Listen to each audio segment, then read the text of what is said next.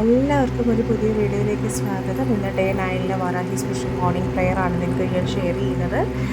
എല്ലാവരും ഈ ഡേ 1 മുതൽ 21 വരെയുള്ള വീഡിയോസും കാണുന്നുണ്ട്. ഒരുപാട് മാറ്റങ്ങളൊക്കെ സംഭവിച്ചതായിട്ടും അതുപോലെ അനുഗ്രഹം ലഭിച്ചതായിട്ടും കേൾക്കുമ്പോൾ ഒരുപാട് സന്തോഷമുണ്ട് കേട്ടോ. അതുപോലെ കാണാത്തവർക്കായിട്ട് ഞാൻ റിക്വസ്റ്റ് ചെയ്യുകയാണ്, ഡേ 1 മുതൽ 21 വരെയുള്ള ഈ വാരാഹി പ്രെയറിലേക്ക് എല്ലാവരെയും സ്വാഗതം ചെയ്യുന്നു. ഇതുവരെയും കാണാത്തവരാണെന്നുണ്ടെങ്കിൽ അത് കാണുക, വീഡിയോ സ്കിപ്പ് ചെയ്യരുത്. അതുപോലെ തന്നെ സബ്സ്ക്രൈബ് ചെയ്യാത്തവരാണെന്നുണ്ടെങ്കിൽ സബ്സ്ക്രൈബ് ചെയ്യുമ്പോൾ ബെല്ലൈക്കണും ക്ലിക്ക് ചെയ്യുക.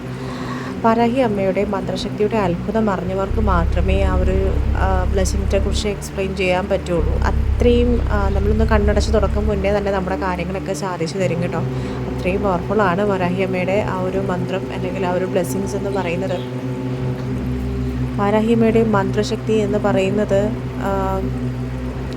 മനമൊരുക്കി പ്രാർത്ഥിക്കുന്നവർക്ക് മാത്രമുള്ളതാണ്. അതായത് ആ ഒരു ശക്തി നമുക്ക് പറഞ്ഞറിയിക്കാൻ പറ്റില്ല, അത്രയും അത്ഭുതമാണ് കേട്ടോ.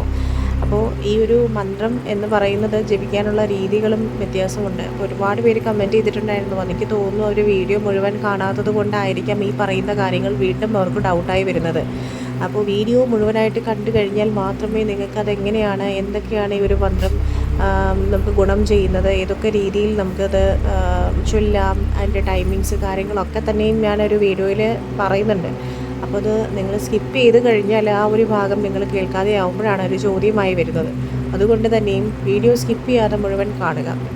അതുപോലെ സബ്സ്ക്രൈബ് ചെയ്യാത്ത ഒരുപാട് പേര് ഇതിനകത്ത് വാച്ച് ചെയ്യുന്നുണ്ട്. അപ്പോൾ അവരോടൊക്കെ ഞാൻ ദയവ് ചെയ്ത് പറയുക, നിങ്ങൾ സബ്സ്ക്രൈബ് ചെയ്യുന്നതിന് നിങ്ങൾക്ക് യാതൊരു ചിലവും വരുന്നില്ല. സൈഡിലത്തെ ബെല്ലൈക്കൺ ക്ലിക്ക് ചെയ്യുക സബ്സ്ക്രൈബ് ചെയ്ത ശേഷം.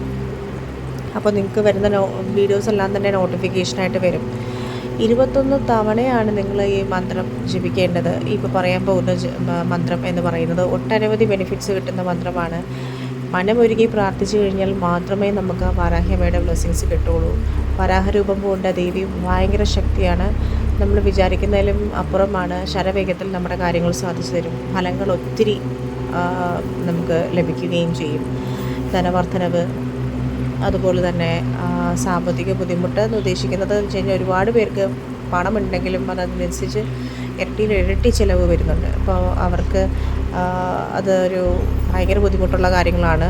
എല്ലാവരുടെ ജീവിതത്തിലും അതൊരു പ്രശ്നം തന്നെയാണ്. പണമില്ലാത്തവർക്കും പണമുള്ളവരായാലും ധനം വന്ന് അതുപോലെ ഇരട്ടിയായിട്ട് പോവുക എന്ന് പറഞ്ഞു കഴിഞ്ഞാൽ അതൊരു ചിന്തിക്കുന്നതിലപ്പുറമാണ്. അപ്പോൾ അത് ശ്രദ്ധിക്കുക.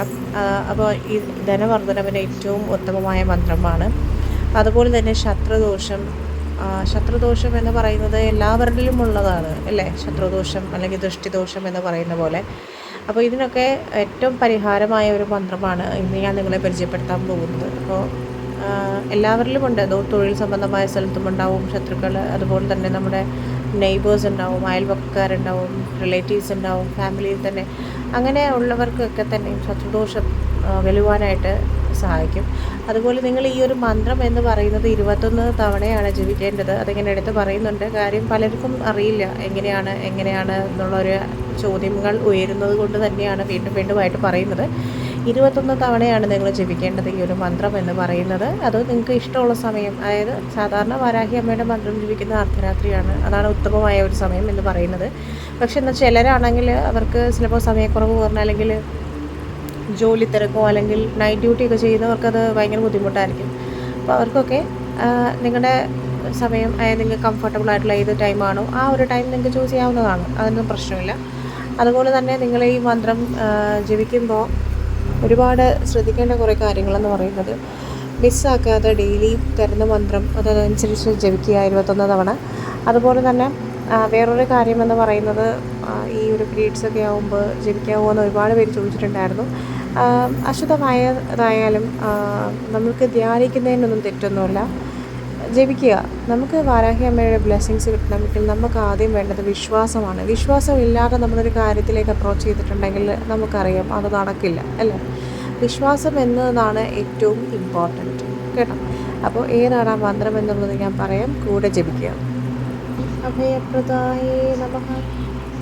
ഓം ഭക്താനാം അഭയപ്രദായേ നമഃ. ഓം ഭക്താനാം അഭയപ്രദായേ നമഃ. ഓം ഭക്താനാം അഭയപ്രദായേ നമഃ.